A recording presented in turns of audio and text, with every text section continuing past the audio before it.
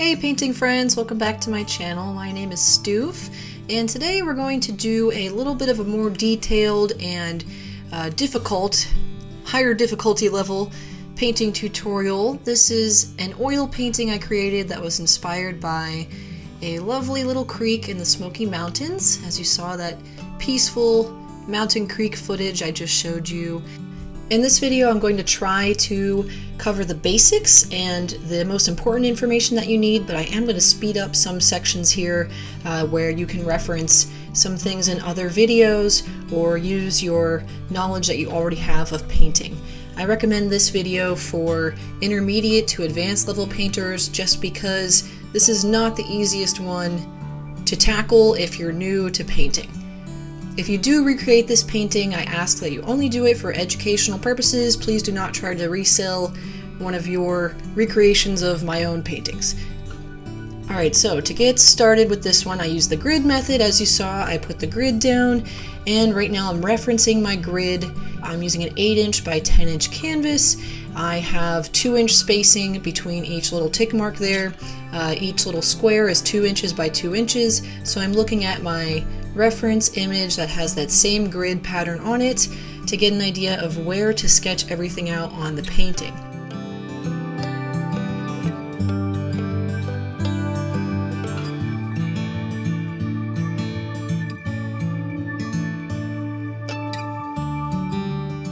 And once I get everything sketched out the right way, I start to add my first layer of paint, which is basically like a base layer of paint. So I'm not going too crazy into detail yet, just trying to get some color down and trying to make sure my values are accurate, making sure I'm not making things too dark in the background, and like making sure things are less saturated in the background, and making sure things up in the foreground have more saturation, more contrast.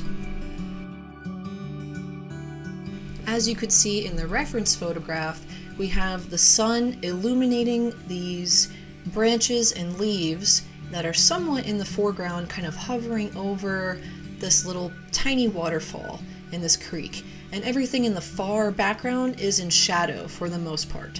So our background color greens, first of all, the things farthest in the background there, which are in the center of the canvas and a little bit higher up from halfway point, like just above those rocks in the center, those are the farthest trees in the background. They're going to have some black and some ultramarine blue mixed in with hints of phthalo green and cadmium yellow light and burnt umber. So we have all of those colors blended in together. Also a little bit of black and that ultramarine blue just to tone down and make it less saturated. I also included some white in there as well. As we're moving closer and closer to the foreground with the trees that are still in shadow, I'm starting to include other greens, a little bit more yellow, and I'm just brightening things up a bit, and I'm starting to make things a little more saturated, not using any more black and using less white as well. Those trees that are closest to us in the foreground, for my base layer of paint there, I just tried to get the gist of where things were super illuminated by the sunlight, and I made those a little bit more yellow and warm and white, and the parts that had a little bit less sun trickling through are still a little bit more of the phthalo green and sap greens on that spectrum, with a little bit of phthalo blue mixed in there as well. And once you get everything sketched out with the grid method, and as you're filling in all of those spots for the rocks, it's kind of just like filling in some color, like you're doing a coloring book. It's not really too difficult. The hardest part is just matching everything up with the grid and getting each rock where it's supposed to go. But with the rocks, those are pretty simple. You just have a highlight and a shadow for each rock, and then we go in with more detail after we have our base layer of paint down. For the water, we have a section of water that is in shadow, and then we have a section of water where that little waterfall is, that is in highlight. So the section that's in shadow is going to be ultramarine blue with white, maybe a hint of black in there, And then the part that's on highlight is, for the most part, just pure white to get started.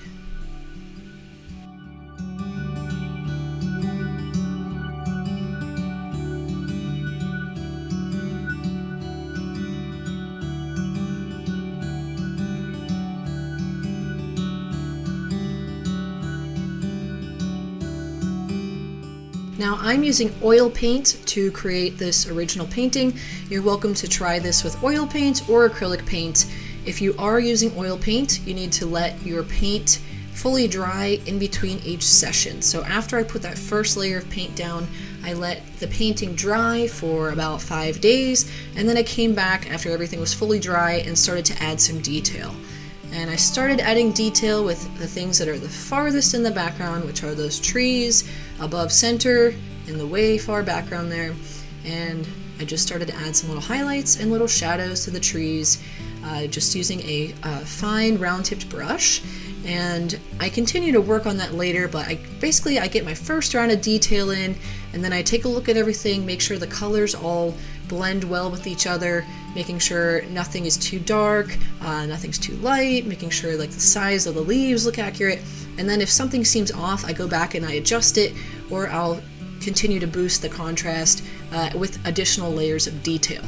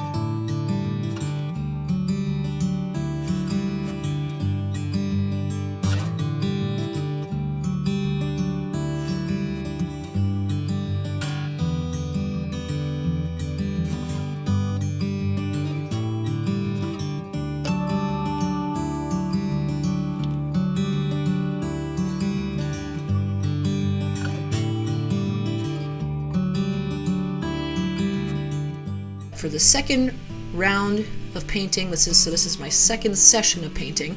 I'm just getting that first initial detail round in, where I'm just starting to outline the rocks a bit more, boosting the shadows on the rocks, adjusting the rocks a bit, making sure that the lighting is accurate on them, making sure that the shadows aren't too dark. So when you're painting these rocks, you do not want to have pure black as your shadow color. And as you can see, that one rock in the center, like right around the center of the canvas, I did make that a little too dark, and I go back in my next round and I brighten that up just a bit so it doesn't draw your attention right in. And another thing about these rocks, we have some warm looking rocks and some cool looking rocks. So some of our rocks have a little more brown, a little bit more yellow, some cadmium yellow medium, a little bit of magenta mixed in there with some white, and then a little bit of burnt umber, burnt sienna. So those are the warm rocks. And then we have cool rocks, which have more ultramarine blue, burnt umber, what else do we have? Like hints of flesh tint and yellow ochre, but mostly keeping it on the blue, cooler side. So those shadows have more blues in them The warmer highlight rocks have more browns in their shadows and purples. So that makes our rocks kind of stand out from one another as well. And as the rocks come into the sunlight, we get even more play here with the light and the colors in our rocks. As the rocks are moving closer to us, we can see more detail in the rocks as well. We can start to see some of the lichen that's on the rocks, and we can start to see more crevices and cracks in the rocks. So keep that in mind as well. Don't go too crazy with your detail for the rocks in the background. Mostly just focus on getting a highlight and a shadow. And then when you get to those rocks in the foreground, that's when we want to start to add more depth and more little details and shadows and features on those rocks. The water is very fun to work with in this painting. When you're working on the water, I recommend you thin down your paint. So if you're using acrylic paint, then you could try using an acrylic slow drying medium or some other form of medium that will slow down the drying process and thin down your paint. Or if you're using oil paints like I am here, I recommend using citrus solvents, which is what I use, or you could use turpentine or mineral spirits, and that will also give you a nice smooth line when you're painting the water. So in the water, we really want to thin down that paint, like I just mentioned, and that gives you that nice smooth wet look. And we really just go back and forth with our brush strokes, getting each little section of water done. So we have that nice highlight where the little tiny waterfall is, and then there's like a little bit of white water where it's just reflecting the sunlight, maybe even right at the base of that little tiny waterfall there. And then as we keep moving closer to the viewer, we see more greens that are being reflected from the trees right above them. We see some deep phthalo blues right under the big rocks, so we have some shadows reflecting the shadow colors of the rocks, I guess, but with a little more blue in them. And then we have a couple more little highlights from the bright sunlit leaves, so we see just some little back and forth streaks of bright green, which is basically just phthalo green with cadmium yellow light, and maybe a hint of burnt sienna as well, just to warm that up a bit. And then as we move really close to the foreground, the water gets very shallow, and we start to see some of those browns and blues that are in the rocks that are under the water. So we can start to see the shapes of these rocks. They're all rounded because they're in the water. This water is rushing over them sometimes, and that softens them down. That's why they're all nice and smooth. So we can start to see some of those shapes.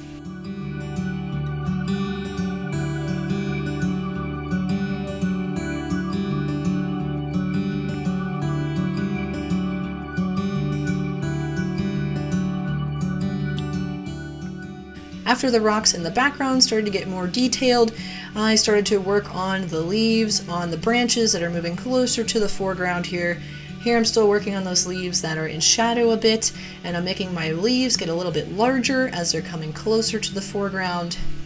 We have some leaves that have a little highlight here, but in general I'm still using my cooler blues and greens here, and just the parts that are in sunlight get a little bit of yellow added to them. Now I'm starting to add detail to the leaves on the branches that are kind of hovering right over the scene, coming out from the foreground and sticking out over the water.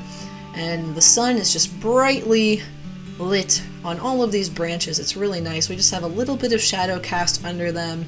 These leaves are all just nice and open and getting all of the sunlight from the sun. So these leaves have a lot more cadmium yellow light in them, a hint of phthalo green, maybe a hint of sap green, and a hint of sienna. In some spots we have variation here too. This entire section of branch and leaf is not going to be the same warmth, therefore we need to add more sap green to some sections to dull that vibrancy down, and we can add more blues for the sections that are a little cooler. And then on the right side of the canvas, things are really cool again. That stuff is all in shadow, and we get some really dark shadows on that right side, moving lower down on the canvas as we're moving closer to the viewer, and there's not much sunlight peeking through there.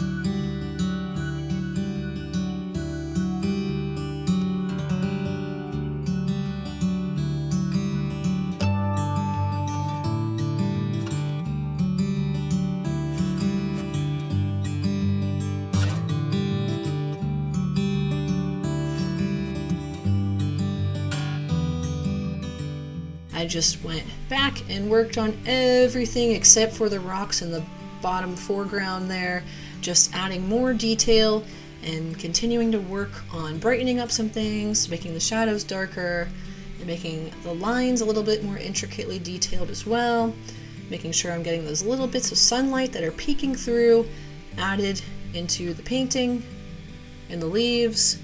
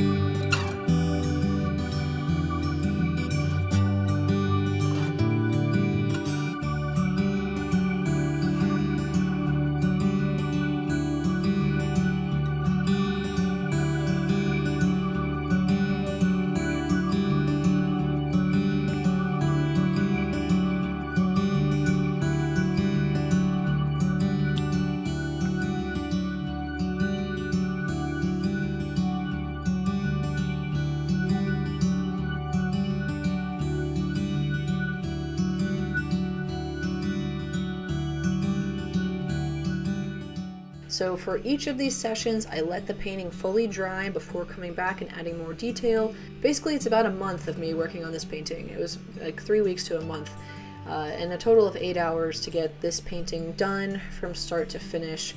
So if you recreate this painting, you don't have to go into this much detail.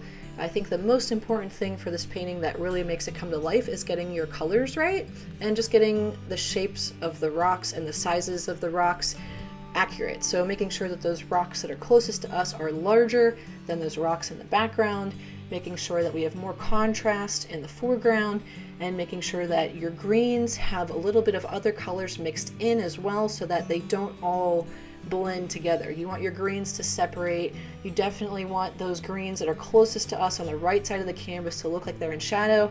And then moving back a little bit, we have those branches coming right down from the top, and those branches are all really lit up and nice and warm yellow-green.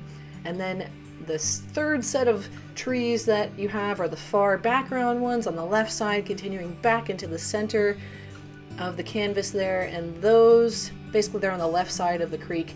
Those trees are cool again, they're mostly in shadow, and your leaves are getting smaller and smaller as you're getting farther back. You're starting to mix more black and white into your paint so that your colors are less saturated farther in the background. And I think those are the most important aspects of creating this painting in a realistic manner. I hope you guys enjoyed this tutorial and found some helpful tips in here. And if you guys have any questions for me about this painting tutorial, then you can leave a comment below this video. If you do recreate this painting and you want to share it, then you can post it on your own Instagram account and just tag me, the painting Stoof, so that I can see it on my Instagram account. And you could also post it on my Facebook page, the painting Stoof. Thank you guys for all your support. I really appreciate it. If you have any recommendations for future painting tutorials you'd like to see, then just leave a comment letting me know. Have a great day and happy painting. Bye bye.